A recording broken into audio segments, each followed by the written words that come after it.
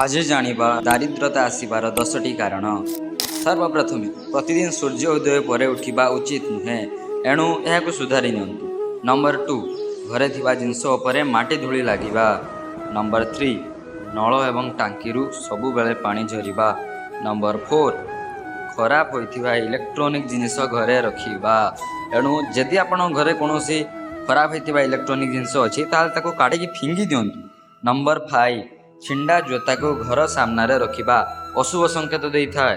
Number 6, चिरा फटा पोशाक को साइते रखिबा आदौ उचित नुहे। दर्शक बंधु ताको निश्चित भाव में त्याग करंतु। नंबर 7, केबे हेले व्रत पूजा पाठ न करिबा। नंबर 8, राति सारा कपड़ा को सुखु पानी बाहर छाड़िबा। सुखु माने राति सारा कपड़ाटा सुखीजी पकेदबा, राति सारा पकेबाटा आदौ उचित नुहे।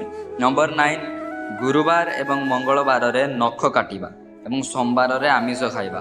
नंबर 10, सूर्य अस्त समय रे क्षीर दही किंबा पैसार उद्धार नेबा। एणु सूर्य अस्त समय रे ना यही सब जिनसर उद्धार आदौ नियंतु नहीं।